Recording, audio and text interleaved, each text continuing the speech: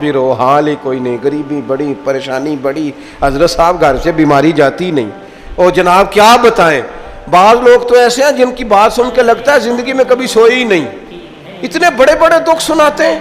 او خدا کی رحمت کا بھی تو ذکر کرنا، خدا نے جو تیرے اوپر انعامات کیے ان کا بھی تو ذکر کرنا، ان کا تذکرہ ہی نہیں کر رہا میرا بھائی۔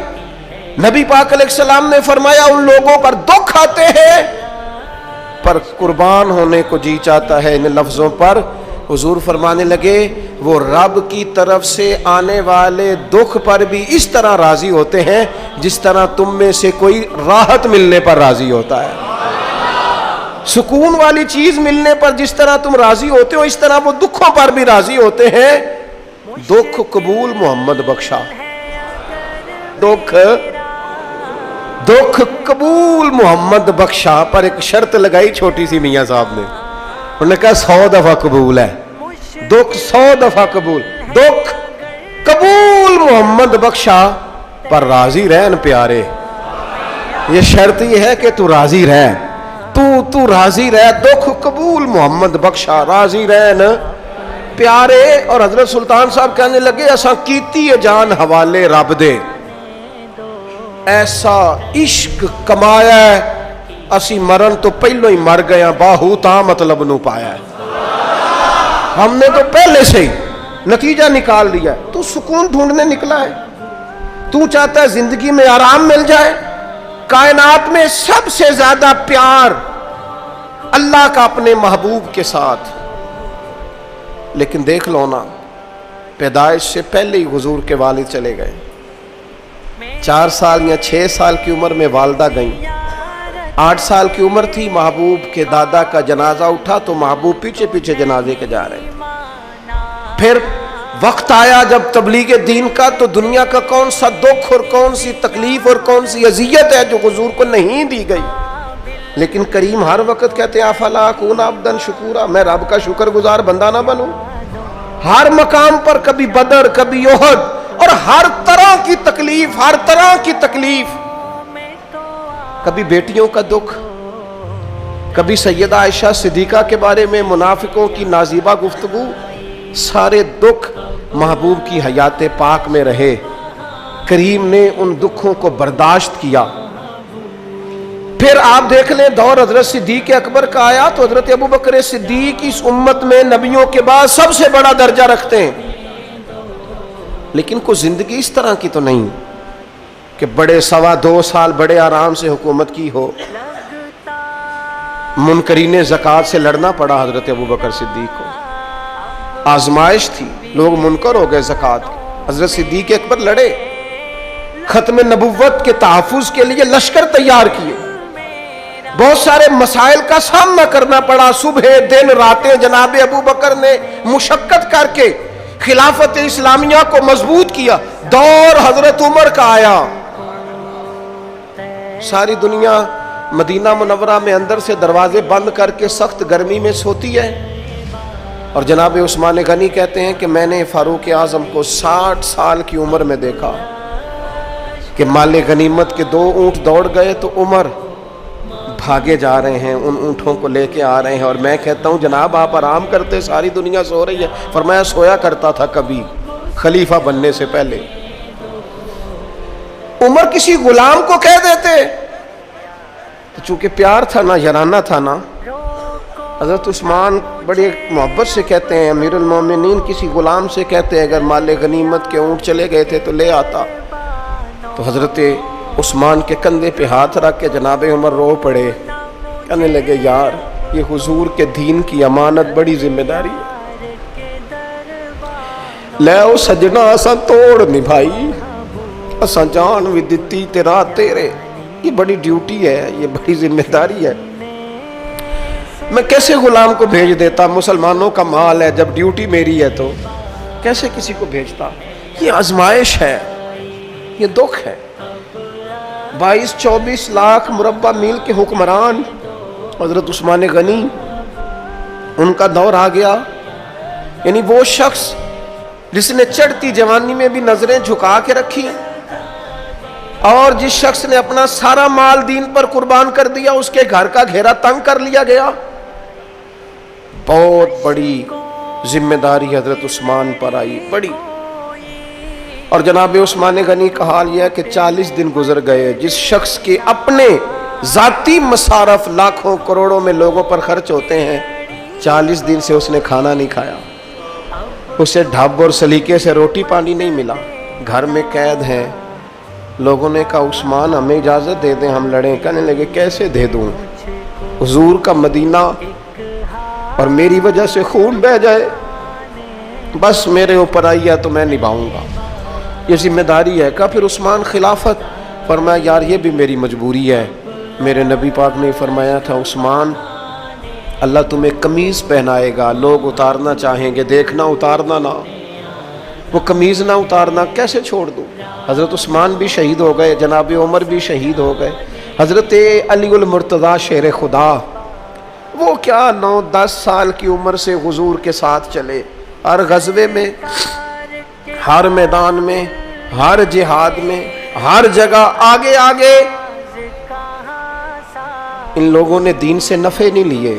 حضرت علی المرتضیٰ شیر خدا تو کوفے کی جامع مسجد کے پاس کھڑے ہو کے کہتے تھے میری کوئی بندہ زیرہ خرید لے. امیر المومنین کہہ رہے ہیں میری طامت زیادہ پھٹ گئی ہے، اب تو پیوند لگنے کی جگہ بھی کوئی نہیں بچی، یہ زیادہ پھٹ گئی ہے، اگر مزید پیوند لگ سکتے ہوتے تو میں زیرہ نہ بیچتا، یہ میری زیرہ کوئی خرید لے، کوئی خرید لے زیرہ.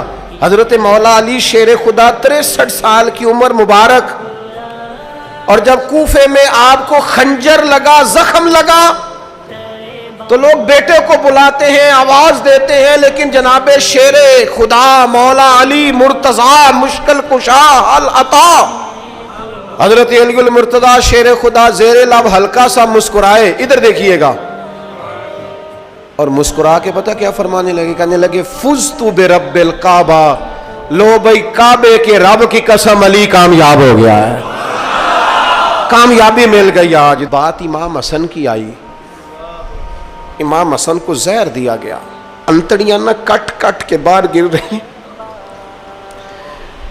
اس شہزادے کی جس نے حضور کی گود میں عمر گزاری، محبوب کے کندھوں پہ رہنے والے حسن ابن علی، جناب امام حسین حاضر بارگاہ ہوئے تو ہاتھ پکڑ کے بھائی کا چوم کے رو پڑے. بھائی پیارے بھی تو بڑے ہوتے ہیں نا، بڑے پیارے ہوتے ہیں، اور ان لوگوں کا منصب بڑا انوکھا ہے، شدید تکلیف ہے. تو امام حسین کہتے ہیں میرے بھائی حسن بتائیے آپ کو زہر کس نے دیا، رو کے پوچھتے ہیں. بھائی کا ماتھا چوم کے امام حسن رو پڑے، کہنے لگے حسین میری مجبوری ہے، میں تمہیں نہیں بتاؤں گا. کہا کیوں؟ فرمانے لگے اس لیے کہ اگر وہ نہیں جس پر مجھے شک ہے تو پھر کسی بے گناہ کا نام کیسے لے دوں، اور اگر وہی ہے نا جس پر مجھے شک ہے تو پھر میں تمہیں نہیں بتاؤں گا. میرا رب بڑا بہتر انتقام لینے والا ہے، پھر بھی نہیں بتاؤں گا. کیا کروں، کیسے بتا دوں، مصطفیٰ کا نواسا ہوں، میں پردے ڈالنے والی ماں کا بیٹا، میں شیر سے زیادہ جگر رکھنے والے علی کا پتر، میں کیسے بات کر دوں. بس زخم پہ زخم کھا کے جی، خونے جگر کے گھونٹ پی، اور سجنا آہ نہ کر لبوں کو سی، یہ عشق ہے کوئی دل لگی نہیں. میرے نبی پاک صلی اللہ تعالیٰ علیہ وآلہ وسلم نے ارشاد فرمایا اللہ تعالیٰ دین میں جو لوگ سخت ہوتے ہیں نا ان پر مشکلیں بھی سخت ڈالتا ہے. یہ حدیث پاک آپ کو مسند امام احمد بن حنبل میں ملے گی، ابن ماجہ ترمذی میں ملے گی. فرمایا جتنا کوئی دین میں سخت ہوتا ہے اتنی اس کی مشکلات بھی سخت ہوتی ہیں، اور جتنا کوئی نرم ہوتا ہے اتنی اس کی مشکل بھی تھوڑی ہوتی ہے. حسین ابن علی بڑے سخت تھے نا دین میں، جاندار تھے نا دین کے معاملے میں، اللہ نے مشکل ڈالی. امام علی مقام کی باری آئی، بڑی منت کی حضرت عبداللہ ابن عمر نے، رو کے کہا حسین نہ جاؤ. تو امام حسین رضی اللہ تعالیٰ عنہ نے فرمایا نہیں اب میری ڈیوٹی لگی ہے تو جانا تو میں نے ہے نا، ذمہ داری تو پوری کرنی ہے.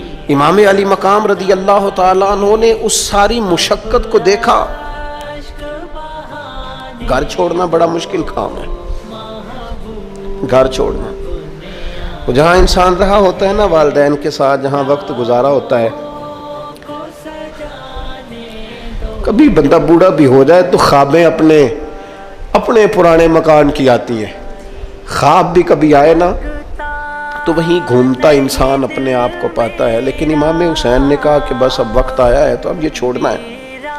ہم نہ قربانی دیے بغیر پاس ہونا چاہتے ہیں، ہم کوئی مشقت سہے بغیر نمبر لینا چاہتے ہیں، ہم کوئی کام کیے بغیر رتبہ پانا چاہتے ہیں. ایسا ہوتا نہیں نا، یہ ممکن نہیں. آپ تاریخ پڑھیں نا انبیاء کی. حضرت نوح علیہ السلام نے 950 سال محنت کی ہے، اور میں سورہ ہود دیکھتا ہوں تو میں وہ انداز دیکھتا ہوں جس طرح کفر ان سے بات کرتا تھا. بڑی جدوجہد کی حضرت نوح نے، لیکن پتہ ہے دکھ اس سے بڑا کیا دیکھا؟ اپنا بیٹا ہی کافر ہو گیا. مالک امتحان ڈالتا ہے تو بڑے بڑے، اور حضرت نوح نے اپنے بیٹے کو ڈوبتے دیکھا. کہا مالک میرا بیٹا، فرمایا نہیں یہ تیرا ہے ہی نہیں، تیرے طریقے پر نہیں تو تیرا کیسے ہوگا؟ کسی کی نسل کہلانے کے لیے تو اس کے عقیدے پر ہونا ضروری ہے، تیرا نہیں. حضرت نوح نے مشقت دیکھی. واتخذ اللہ ابراہیم خلیلا. ابراہیم اللہ کے پیارے ہیں نا، لیکن زندگی پوری پڑھ کے دیکھ لو، ساری کی ساری مشقت مصائب سے بھری ہوئی، آزمائشوں سے لدی ہوئی. کبھی انہیں قوم آگ میں ڈالتی ہے، اور کبھی 86 سال عمر ہو گئی تو اولاد کوئی نہیں، اور دعا مانگ کے رب بیٹا وہ دیتا ہے جس کی پیشانی میں نور محمدی چمکتا ہے. اچھا پہلے دیا نہیں، اب دیا. فلما بلغا ماہ سعیا، اور جب وہ ذرا ساتھ چلنے کے قابل ہو گیا. ہر بندہ کہتا نہیں منون خیر ہے میرا پتر جوان ہو گیا. جب وہ بیٹا ساتھ چلنے کے قابل ہوا تو فرمایا ذبح کرو نا ذبح. تھوڑی دیر کے لیے دل پہ ہاتھ رکھ کے بتاؤ، اور بچے کو بخار چڑھ جائے تو نیند نہیں آتی، مائیں منتیں مانگتی پھرتی ہیں، روتے پھرتے ہیں باپ، بچے کی طبیعت ٹھیک نہیں، فقط بیمار ہے، اور جسے یہ کہا جائے ذبح کر. جناب ابراہیم تیار ہو گئے اور بیٹے کو ذبح کر دیا، چھری چلا دی. وہ تو مالک نے کہا کہ ابراہیم تم پر سلام ہو، تم نے اپنا خواب سچ کر دکھایا.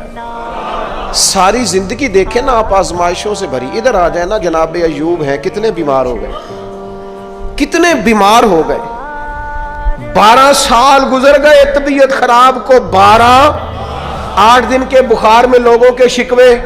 12 سال بیت گئے تو قبول محمد بخشا. بس عرض اتنی ہے کہ راضی رہن پیارے. آپ دیکھیں نا جناب یعقوب پیارے ہیں نا اللہ کے، لیکن آدھی زندگی روتے گزر گئی بیٹے کی یاد. جناب یوسف پیارے ہیں نا، سونا بنا کے نا، اور باپ کا لاڈلا بنا کے نا، محبت پوری کرا کے، پیار پورا. یا بنی لا تقصص رؤیاک علی اخوتک فیکیدوا لک کیدا ان الشیطان للانسان عدو مبین. او میرے بیٹے بھائیوں سے بات نہ کرنا ورنہ وہ کچھ چال چلیں گے، شیطان آدمی کا کھلا دشمن ہے. اتنا دنیا میں پیارا بچہ اور اس وقت کوئی نہیں تھا جتنے جناب یوسف ہیں. پر یوسف کبھی بھائیوں کی مار کھائے، کبھی کنویں میں جائیں. کریم کا کرم ہے نا، کنویں میں پھینکے تو بچا لیں، لیکن وہاں سے نکلے تو پھر وہ بکے، پھر کبھی یہاں بکے، کبھی مصر کے بازار میں بکے. او یار تو غور تو کر، وہی جناب یوسف اللہ کے پیغمبر پھر جیل جائے، ساری تکلیفیں سہ کے فرمایا لو یوسف اب میں تمہیں مصر کا بادشاہ بناتا ہوں. آپ جس کی بھی تاریخ ٹٹول کے لائیں گے نا وہ آزمائشوں والی والا نَبْلُوَنَّكُمْ بِشَيْءٍ مِّنَ الْخَوْفِ، ہم ضرور تمہیں آزمائیں گے. امام حسین کی باری آئی، وطن چھوڑنا ہے حسین کو. امام علی مقام نے کہا کہ ہجرت کی تھی نا، حضور نے بھی وطن چھوڑا تھا. دور کھڑے ہیں نانا تیرے کرم کے خزینے کی خیر ہو، میں جا رہا ہوں تیرے مدینے کی خیر ہو. پھر حسین ابن علی وہاں سے نکلے، بچے ساتھ، ڈٹنا پڑا، بھوک پیاس، بچوں کا ساتھ، پھر بچوں کی شہادتیں. یہ ساری چیزیں انسان کو کمزور کر دیتی ہیں نا، لیکن جس کی شان بڑی ہوتی ہے اس کی آزمائش بھی بڑی ہوتی ہے. छोटी छोटी बातों से घबरा जाने वाली उम्मत, जरा जरा सी बात पर परेशान हो जाने वाले लोग, लड़खड़ाते कदम, उलझे ख्यालात, बेचैनियां, बेकरारियां, बहते आंसू और हर वक्त मजलूमियत का इजहार करती कौम अगर अपने कदमों पे खड़ा होना चाहती है, उम्मत अगर फिर से उम्मत साजी चाहती है, उम्मत अगर खड़े होके और अल्लाह की अता पर राजी रहकर अपनी जिंदगी गुजारना चाहती है, एक ही फार्मूला है, इस कौम को इमाम हुसैन की सीरत से आगाह कर दो। इस उम्मत को नबी पाक के शानों वाले नवासे की अजमतें बता दो। ये जो लोग सहमे सहमे, डरे डरे से, परेशान से, कमजोर से, गरीबी की बात करते, देहाती होने की बात करते, सहमी सहमी बातें करते, इन्हें कहो डरो ना। वो देखो परदेश में हुसैन इब्ने अली थोड़ी देर पहले हजरत अली अकबर की लाश मुबारक उठा के लाए हैं और ला करके खैमे में रखी है, लेकिन उन्हें पता है कल भी तो जाना है ना, उन्हें पता है ना कितने कुछ साल जीना है, बिल आखिर जाना तो है ना। जिस धज से कोई मक्तल में गया वो शान सलामत रहती है, इस जान की कोई बात नहीं, ये जान तो आनी जानी है। मौत बिस्तर पे भी आ जाया करती है, लेकिन जो मैदानों में डट के रहते हैं उनको तारीख जरा जिंदा रखा करती है। कमजोर जिंदगी ना गुजारो, डरी हुई जिंदगी ना गुजारो, और ये कभी ना कहो हाय हुसैन। हम हाय हुसैन वाले नहीं, हम वाह हुसैन वाले हैं।